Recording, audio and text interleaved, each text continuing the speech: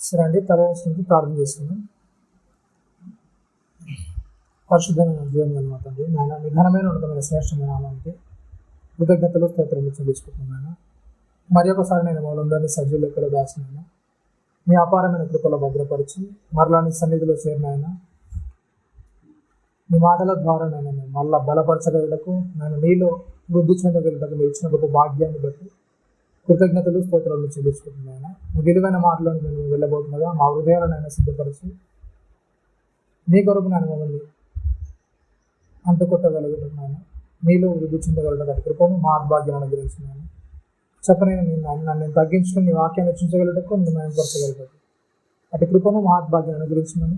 క్రీస్తు వారి అతి పరిశుద్ధం నామ ప్రార్థన నడిపెడుతున్నాను. కూడొచ్చిన మొదటిని ప్రభు రక్షకుడు అనిపిస్తున్నాను. వందన తెలియజేస్తున్నాండి. మంచిది. గత ఆదివారం ఏం మాట్లాడుతున్నా గుర్తుందా?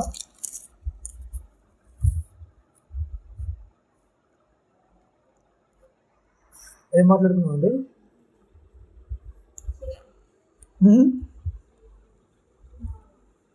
యాకోబు యొక్క కుమారులు చేసిన ఆ యొక్క తంత్రం అనేది మనం పోయిన ఆదివారం నేర్చుకున్నాం అవునా కదా. వాళ్ళు ఆయన మీద ఏదో లోపల హృదయంలో పగ పెంచేసుకొని, అవునా కదా. అంటే వాళ్ళు చేసిన చెడును బట్టి ఏం చేస్తారు చెప్పండి, అవునా కదా. అంటే ఒక వ్యక్తి చెడు చేసిందని బట్టి వాళ్ళ హృదయాలు ఏం చేస్తున్నారు, పగను పెంచుకో. అవునా, పోయిన ద్వారా ఏం చేస్తాం, చెడును బట్టి ఏం చేస్తారు వీళ్ళు, హృదయాన్ని ఏం చేశారు, పగ పెట్టుకున్నారు. ఓకేనా. అయితే మంచిని బట్టి కూడా పగ పెంచుకుంటారా మరి, అవునా కదా. చెడు చేస్తే పగ పెట్టుకున్నారు, దానికి సంబంధించిన అందరిని కూడా చంపారు. ఓకే, అవునా. చెడు చేస్తేనే అందరిని చంపారు, మంచి గురించి కూడా పగ పెట్టుకుంటారా మరి? మంచి చేస్తే కూడా పగ పెట్టుకునే వాళ్ళు ఉంటారా? అదే యాకోబు కుమారుల నుంచి చూద్దాం. 37వ అధ్యాయం.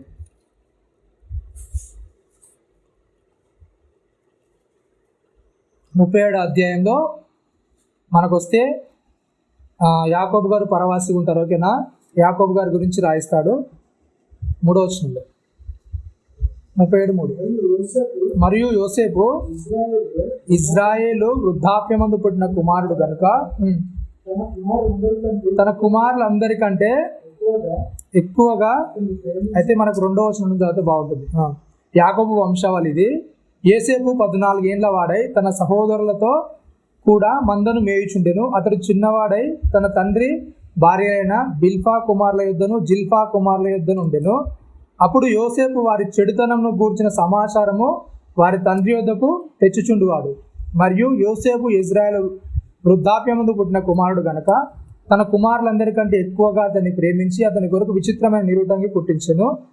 అతని సహోదరులు తమ తండ్రి అతన్ని తమ అందరికంటే ఎక్కువగా ప్రేమించి చూసినప్పుడు వారు అతని మీద ఏం చేశారంట, పగబట్టి అతని క్షేమ సమాచారమైనను ఏం చేశారండి చెప్పండి,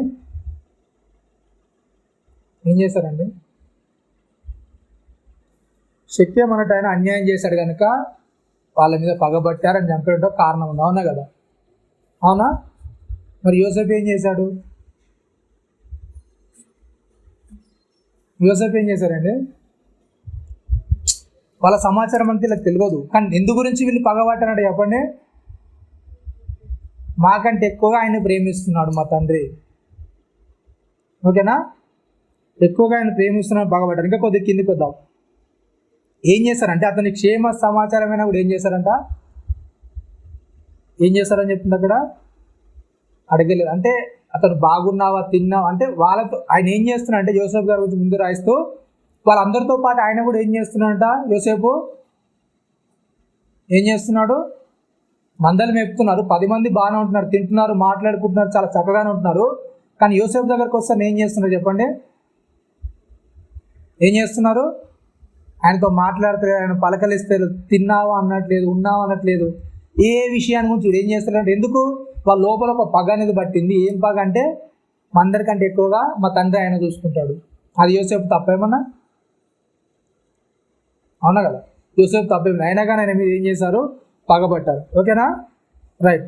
అయితే 5వ వచనంలో యోసేపు ఒక కలగని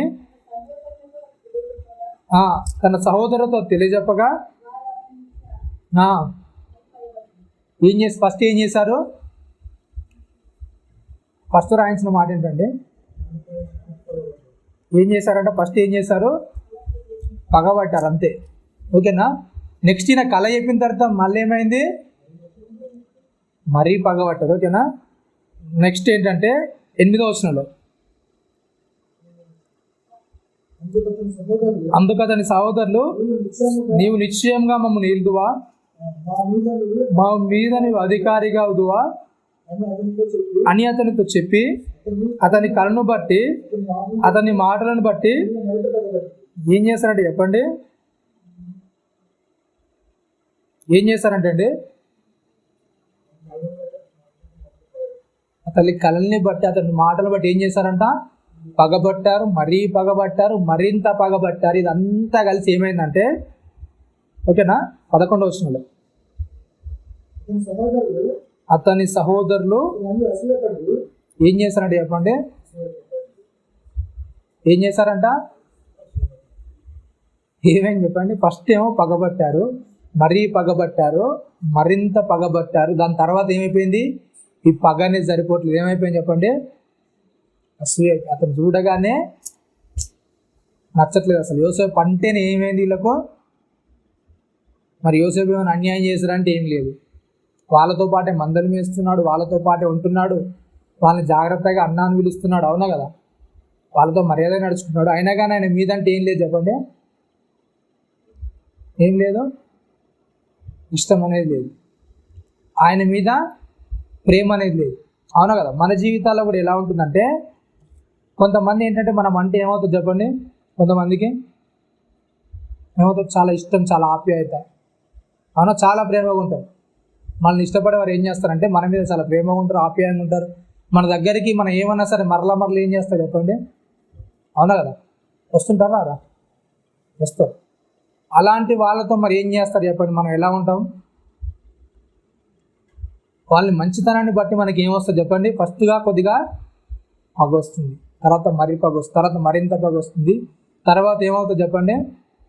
అసూయ వస్తుంది. అంటే వాళ్ళంటేనే చూడలేము, వాళ్ళ దగ్గరికి అసలు వెళ్ళలేము, అవునా కదా? అంటే వాళ్ళు చూపించే ప్రేమ, వాళ్ళు చూపించే ఆప్యాయత మనకి ఏమవుతుందో చెప్పండి?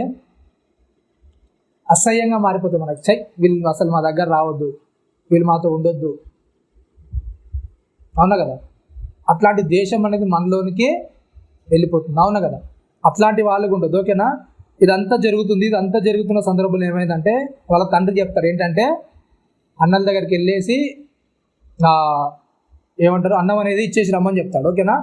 అలా వెళ్ళినప్పుడు ఏమవుతుందంటే, ఆ దూరం నుంచి యోసేపు చూడగల వీళ్ళు ఒక ప్లాన్ వేసుకుంటారు, అవునా కదా? ఒక ప్లాన్ వేసుకుని ఏం చేస్తారంటే, యోసేపుని ఏం చేద్దాం అనుకుంటారు? చంపేద్దాం అనుకుంటారు, అవునా కదా? 21వ వచనం, 18వ వచనం చూడండి.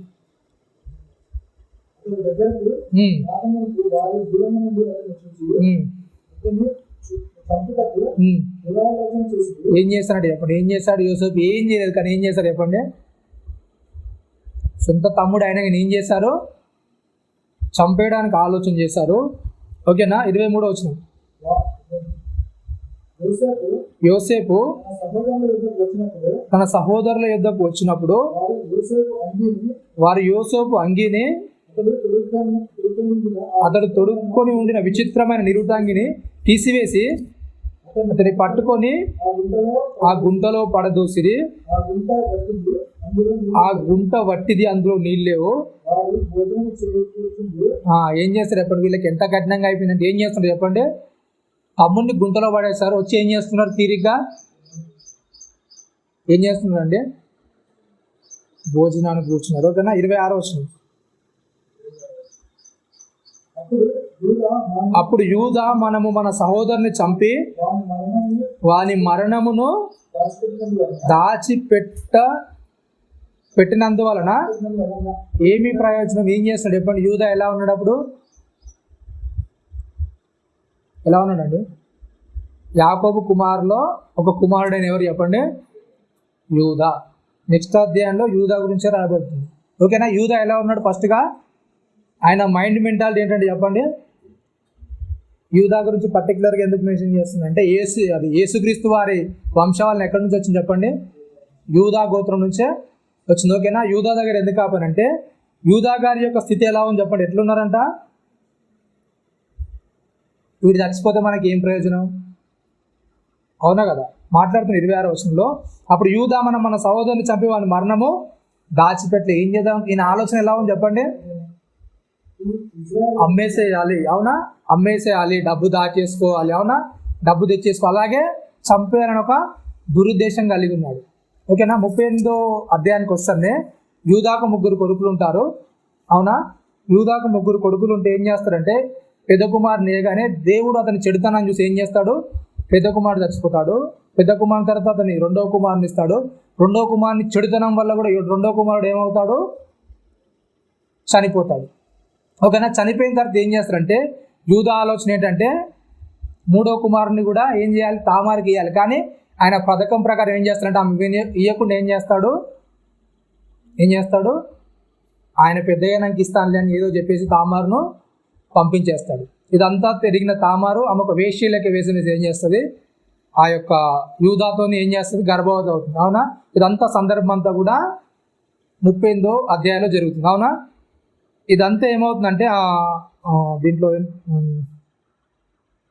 38వ అధ్యాయము 26వ వచనం నుంచి 23వ వచనం నుంచి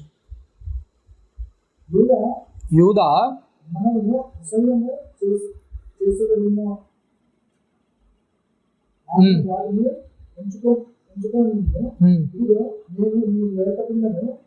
ఇరవై 26వ వచనం లేకపోతే యూదా వాటిని గుర్తుపట్టి నేను నా కుమారుడైన షేలాను ఆమెకు ఇయ్యలేదు గనక ఆమె నాకంటే నీతిమంతురాలని చెప్పి మరి ఎప్పుడునూ ఆమెను కూడలేదు. ఏమైందంటే చెప్పండి, ఆయన చేసిన తప్పు ఏదైతే ఉందో అదంతా కూడా ఏం చేశాడు చెప్పండి? ఏం చేశాడు? యూదాకు అనేది మారు మనసు వచ్చింది. ఓకేనా. అప్పటిదాకా ఫస్ట్ ఏం చేశారంటే యోసేపుని చంపడానికి ప్రయత్నం చేశాడు. అవునా. 38వ అధ్యాయంలోకి వస్తారనే ఒక వేశ్యతో ఉన్న విషయం వచ్చేసింది. 44వ అధ్యాయంకి ఒకసారి రండి. 44వ అధ్యాయంలో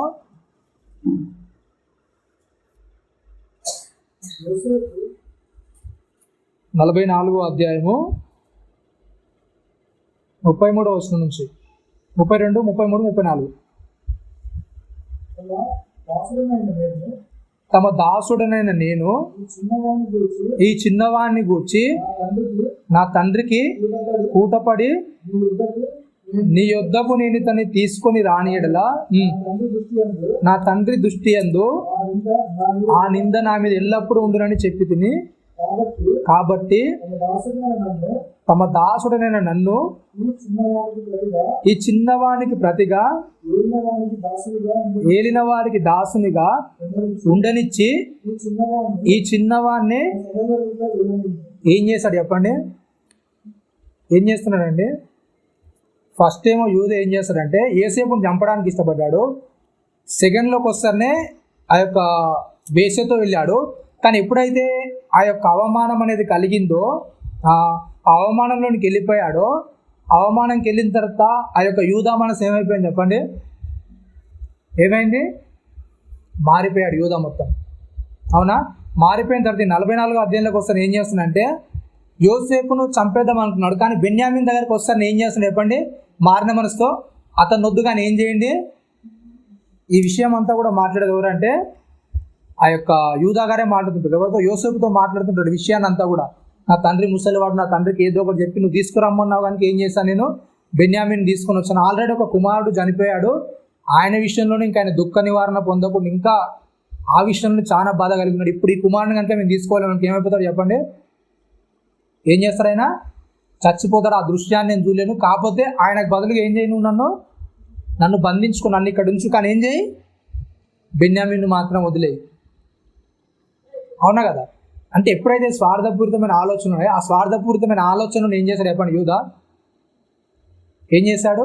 ఎప్పుడైతే అతనికి అవమానము, అతనికి నింద అనేది కలిగిందో ఆ నిందను బట్టి ఆయన గర్వం అనేది అణచబడి ఏం చేశాడు చెప్పండి? యూదా ఏం చేశాడు? తన మనస్సు అనేది మారింది, తన పరిస్థితి అనేది మారిపోయింది. అవునా. అందుకే దేవుడు ఏం చేశాడు? యూదాని ఎంచుకున్నాడు దాంట్లో.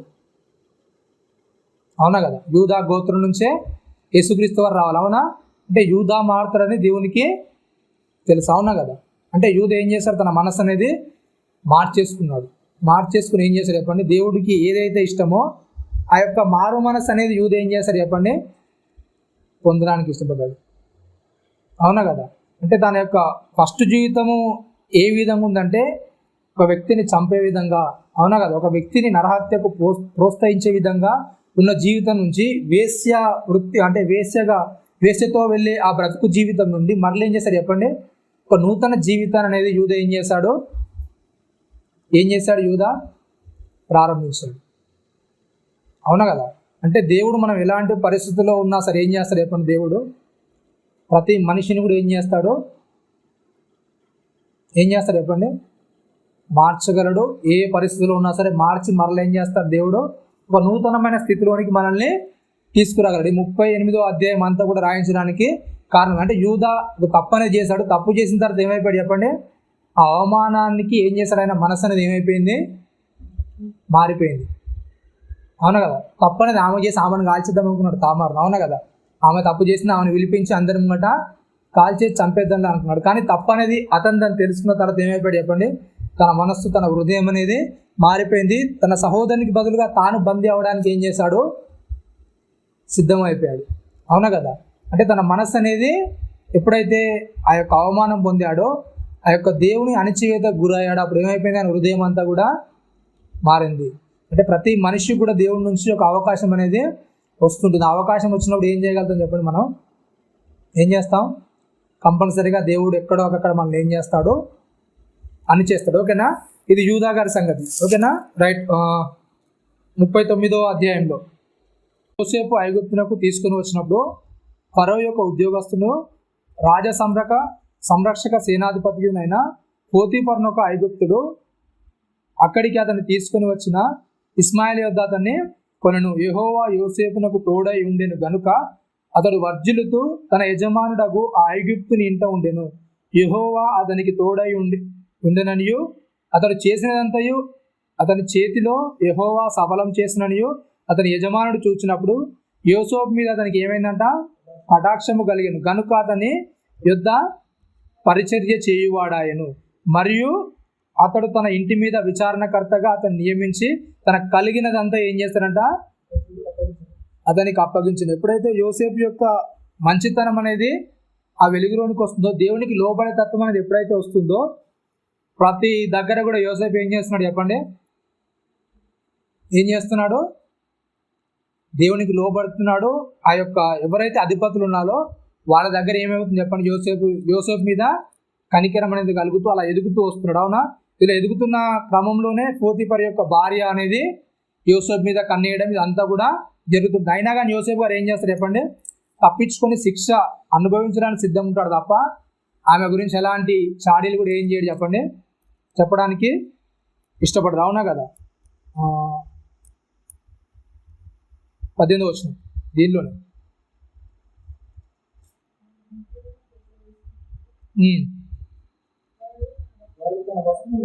విడిచిపెట్టి తప్పించుకొని బయటకు పారిపోయాను. కాబట్టి అతని యజమానుడు ఇట్లు, నీ దాసుడు నన్ను చేసినని తన భార్య తనతో చెప్పిన మాటలు విన్నప్పుడు కోపంతో మండిపడి అతన్ని పట్టుకొని రాజు ఖైదీలు బంధింపబడి చెరసాల్లో వేయించను. అక్కడ చెరసాల్లో ఉండెను. అయితే యెహోవా యోసేపునకు తోడై ఉండి అతని యందు కనికరపడి అతని మీద చెరసాల యొక్క అధిపతి కటాక్షం కలుగునట్లు చేసెను. చెరసాల అధిపతి ఆ చెరసాల ఉన్న ఖైదీలందరినీ యోసేపు చేతికి అప్పగించెను. వారక్కడ ఏమి చేసిరో అదంతయు అతడే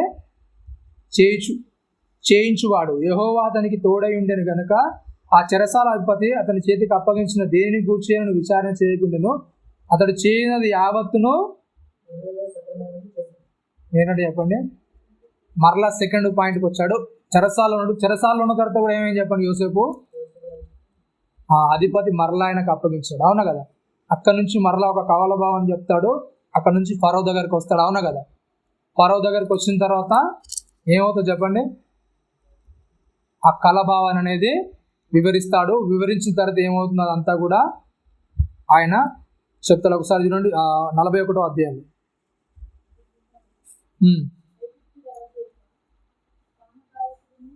41వ అధ్యాయము. 2 ఏళ్ళు గడిచిన తర్వాత ఫరో ఒక కలగనెను. అందులో అతడు ఏటి దగ్గర నిలుచుండగా చూపునకు అందమైనవి బలిసినైన 7 ఆవులు ఏటిలో నుండి పైకి వచ్చుచు జమ్ములో మేయుచుండెను. వాటి తర్వాత చూపునకు వికారమైన చిక్కిపోయిన మరి 7 ఆవులు ఏటిలో నుండి పైకి వచ్చుచు ఏటి యొడ్డున ఆ ఆవుల యొద్ద నిలిచి ఉండెను. అప్పుడు చూపునకు వికారమైన చిక్కిపోయిన ఆవులు చూపునకు అందమైన ఆవులను తినివేయుచుండెను. అంతలో ఫరో మేల్కొనెను. అతడు నిద్రించి 2వసారి కలగనెను. అందులో మంచి పుష్టి గల 7 వెన్నులను ఒక దట్టున పుట్టిచుండెను. మరియు తూర్పు గాలి చేత చెడిపోయిన 7 పీల వెన్నులు వాటి తర్వాత మొలిచెను. అప్పుడు నిండైన పుష్టి గల ఆ 7 వెన్నులను ఆ పీలైన వెన్నులు మింగివేసిన. అంతలో ఫరో మేలుకొని అది కల అని గ్రహించను. తెల్లవారినప్పుడు అతని మనస్సు కలవరపడను గనుక అతడు ఐగుప్తు శకులగాళ్ళందరినీ అక్కడ విద్వాంసులందరినీ పిలువనంపి ఫరో తన కళ్ళను వివరించి వారితో చెప్పాను. కానీ ఫరో వాటి భావము తెలుపగల వాడెవడను లేకపోయాను. అవునా? ఇదంతా జరిగిన తర్వాత ఏమవుతుంది చెప్పండి. యోసేపు గారిని అక్కడ పిలుస్తారు. 16వ వచనం. యోసేపు నా వలన కాదు, దేవుడే ఫరోకు క్షేమకరమైన ఉత్తరం ఇచ్చునని ఫరోతో చెప్పాను. అందుకు ఫరో ఏంటంట, నా కలలో నేను ఏటి ఎదుట నిలిచి ఉంటిని, బలిష్టమైనవి చూపునకు అందమైనవి 7 ఆవులు ఏటి నుండి పైకి వచ్చి జమ్ములో మేయుచుండెను.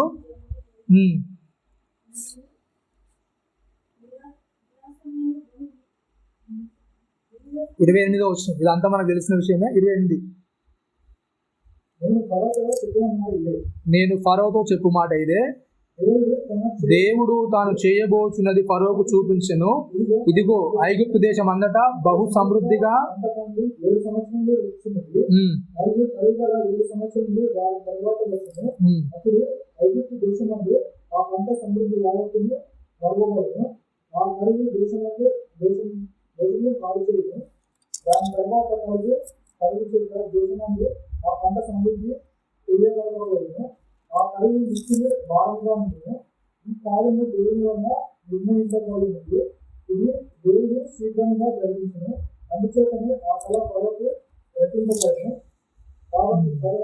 ఏమని చెప్పండి. ఫరోక్ అంతా ఆ కళనంతా కూడా ఏం చేశాడు యోసేపు గారు వివరించారు. కానీ ఎవరు చెప్పినా కానీ కన్విన్స్ అవ్వలే. కానీ ఏమైపోయింది చెప్పండి.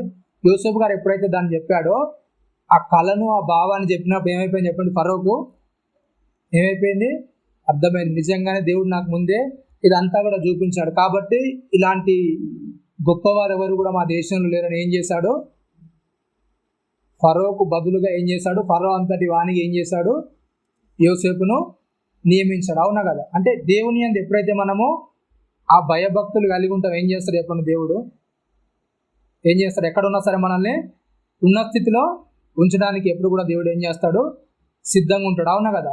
అయితే ఎప్పుడైతే వాళ్ళ అన్నలు పగబట్టారో, ఈ జరిగిన సందర్భం అంతా కూడా 45వ అధ్యాయానికి వద్దాం. మరలా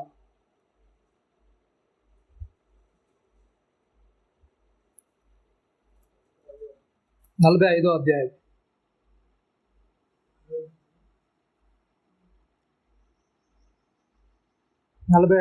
ప్రారంభం. అప్పుడు యోసేపు తన యొద్ద నిలిచిన వారందరి ఎదుట తన్ను తాను అణుచుకున్న జాలక, నా యుద్ధ నుండి ప్రతి మనిషిని వెలువలికి పంపివేయడానికి బిగ్గరగా చెప్పెను. యోసేపు తన సహోదరులకు తను తాను తెలియజేసుకున్నప్పుడు ఎవరునూ అతని యుద్ధ నిలిచి ఉండలేదు. అతడు ఎలుగెత్తి ఏడువగా ఐగుప్తీయులను ఫరో ఇంటి వారును వినిరి. అప్పుడు యోసేపు, నేను యోసేపును నా తండ్రి ఇంకా బ్రతికే ఉన్నాడని అడిగినప్పుడు అతని సహోదరులు అతని సముఖమందు తొందరపడి అతని సహోదరులు ఏం చేశారంటే అతనికి ఉత్తరం ఇయ్యలేకపోయి, అంతటా యోసేపు నా దగ్గరకు రండని తన సహోదరులకు చెప్పినప్పుడు వారు అతని దగ్గరికి వచ్చిరి.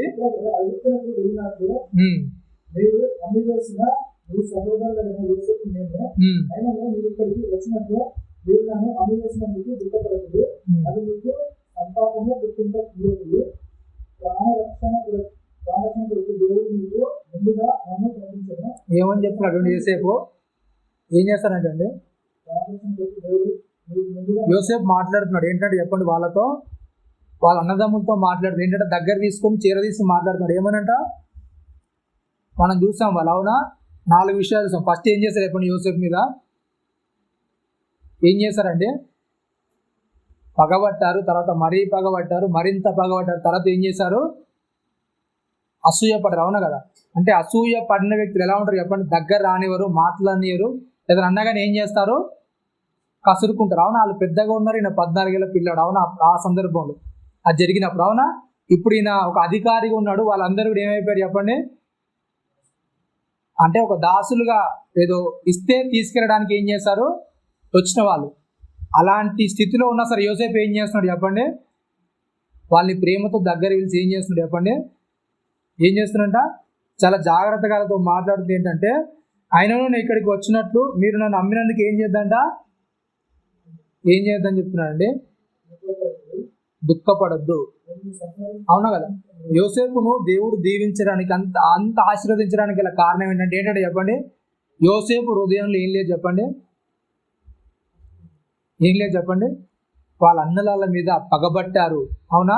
మరింత పగబట్టారు, మరీ పగబట్టారు, అసూయ పడ్డారు. కానీ యోసేపులో మాత్రం దేవుడు ఏం చేయలేదు చెప్పండి? ఏం చేయలేదు? చూడలేదు. అవునా? ఆ అసూయ అనేది చూడలేదు. దేవునితో దగ్గరగా ఉంటారు. అవునా? ఎన్ని పరిస్థితులు అనేది దాటుకుంటుంది. వాళ్ళ అన్నలు అలా మోసం చేస్తారు. ఫరో దగ్గరికి వస్తే వాళ్ళ భార్య అనేది మోసం చేసి జైల్లో ఇస్తుంది. జైల్లో ఒక నమ్ముకొని నాకు గుర్తు చేస్తారంటే వాడు మర్చిపోతాడు. అవునా కదా? అవునా? మనకి కలబో అని చెప్పి నన్ను గుర్తుపెట్టుకో అంటే మర్చిపోతాడు. అవునా కదా? అంటే ఇన్ని అవమానాలు కూడా యోసేపు ఎదుర్కొంటూ వస్తాడు. ఎదుర్కొంటూ వచ్చిన తర్వాత కూడా అంటే అంతమంది చేత ఆయన అవమానాలు ఎదుర్కొంటున్నా కూడా ఆయన లోపంలో ఏం చేయాలంటే దేవుడు ఏం చేయలేదు చెప్పండి? ఏం చేయలేదంటే చెప్పండి? ఏం చేయలేదండి? అసూయ, మత్సరం, పగబట్టే తత్వం అనేది ఏం చేయలేదు చెప్పండి? యోసేపులో కనవలేదు. అవునా కదా? 37 అధ్యాయం నుంచి 50 అధ్యాయాల వరకు యోసేపు చరిత్ర ఉంటుంది. అక్కడ దాకా కూడా యోసేపు హృదయంలో ఏం లేదు చెప్పండి? ఏం లేదు? ఆ పగబట్టే గుణం కానీ, అసూయపడే గుణం కానీ, ఆ కుళ్ళు గుణం, ఆ ఓర్వలేని తనం కానీ ఏంటి చెప్పండి యోసేపులో లేదు. అవునా కదా? ఆయన ఎట్లా మాట్లాడుతుంటే వాళ్ళతో ఇంకా ప్రేమగా మాట్లాడుతుంది. అవునా? అలా ఉన్నా సరే, వాళ్ళు ఇబ్బంది పెట్టారని తెలిసినా సరే ఈయన బాధపడ్డం కదా, ఏమంటాడు చెప్పండి? వాళ్ళని బాధపడద్దని చెప్తున్నాడు. అవునా కదా? ఎప్పుడైతే ఒక వ్యక్తి దేవుణ్ణి ఎదుగుతుంటాడో, దేవుణ్ణిలో చక్కగా జాగ్రత్తగా కట్టబడుతుంటాడో, ఆ వ్యక్తి ఎప్పుడైనా సరే ఎవరి గురించి ఆలోచిస్తాడు చెప్పండి? తన బాధలను, తన నిందలను, తన వేదనను అవతలతో చెప్పుకోవడానికి ఇష్టపడు. అవునా కదా? నేనింత బాధపడ్డా, నేనింత కష్టపడ్డా, నేనింత వేదన పడ్డానని ఎప్పుడు కూడా దేవుణ్ణిలో నడిచే వ్యక్తి ఎక్కువగా చెప్పుకోవడానికి ఇష్టపడ్డాడు. కానీ అవతల నేను ఇబ్బంది పడ్డారా అంటే నన్ను ఇబ్బంది పెట్టిన దాన్ని బట్టి అవతలను ఇబ్బంది పడ్డారా, నన్ను ఇబ్బంది పెట్టిన దాన్ని బట్టి అవతలలో ఏమైనా గాయపరచబడ్డాడు ఏం చేస్తాడు చెప్పండి? ఒక దేవుణ్ణిలో ఎదిగిన వ్యక్తి అవతలి వ్యక్తి గురించి ఏం చేస్తాడు? ఆలోచించడానికి, అవతలి వ్యక్తి గురించి చూసుకోవడానికి ఎక్కువ ఏం చేస్తాడు? ఆయన తాపత్రయపడుతుంటాడు. అదే యోసేపు గారిలో మనం చూస్తున్నాం ఏంటంట, వాళ్ళందరినీ కూడా దగ్గర పిలిచి చెప్తున్నాడు ఏంటంట, ఐగుప్తునకు వెళ్ళినట్లు మీరు అమ్మేసిన మీ సహోదరుడైన యోసేపు నేనే, ఆయనను నేను ఇక్కడికి వచ్చినట్లు మీరు నన్ను అమ్మివేసినందుకు ఏం చేద్దంట? ఏం చేద్దని చెప్తున్నానండి? దుఃఖపడకండి, అది మీకు సంతాపం పుట్టింపనీయకుడి, ప్రాణరక్షణ కొరకు దేవుడు మీకు ముందుగా ఏం చేశారంట? ఏం చేశారండి? ముందు నన్ను దేవుడు పంపించారు. అవునా కదా? ఇంత కరువు అనేది వస్తుంది, ఇంత కరువు అనేది ఆపాలంటే ఏం చేయాలి? అంత ప్రణాళిక అనేది నా దగ్గర ఉంచాడు దేవుడు. నా ద్వారా ఇంతమంది ప్రజలు ఏం చేయాలి? పోషించబడాలి, సంరక్షించబడాలి. కానీ ఏం చేయాలి? నేను మీతోనే ఉన్నానికి ఏమవుతుంది? మీరు మంచిగా చూసి జాగ్రత్త చూసుకుని నేను ఇక్కడ ఎందుకు వస్తాను? అవునా కదా? మీరు జాగ్రత్తగా, మీరు అందరూ 10 మంది అయితే ఎలాగైతే కలుస్తున్నారో అలాగే 10 మందితో పాటు నన్ను కూడా అంత జాగ్రత్త చూసుకుని నేను ఇక్కడ వస్తానా? మీరు నా మీద పగబడతారా, కక్ష కడతారా, అలా గుంటలు వేసి ఇలా అమ్మేస్తారా? చెయ్యరు. ఇదంతా చేయడానికి కారణం ఏంటి? దేవుని ప్రణాళిక. అవునా కదా? మరి నిజంగా మన దగ్గర ఏమైనా అలా అయితే మనం అంతా దేవుని ప్రణాళిక అనుకుంటామని ఇప్పుడు వాళ్ళు కావాలని చేస్తున్నారు అంటాము. మనలో ఉన్న అవమానపరిచి ఇబ్బంది పెట్టి గాయపరుస్తుంటే మనకు జరిగే అవమానాలన్నింటినీ బట్టి అవతల వ్యక్తి మనం ఎలా చూస్తాం చెప్పండి? ఎలా చూస్తామండి? ఇదంతా దేవుని ప్రణాళిక అనుకుంటామా, లేకపోతే వీళ్ళు కావాలని నన్ను హింసిస్తున్నారు అనుకుంటారా? ఏం చేస్తారు చెప్పండి? యోసేపు హృదయాలు అయితే అలా లేదు. ఏంటంట వాళ్ళు బాధపడుతున్నారు, వాళ్ళు ఇబ్బంది పడుతున్నారు. అవునా కదా?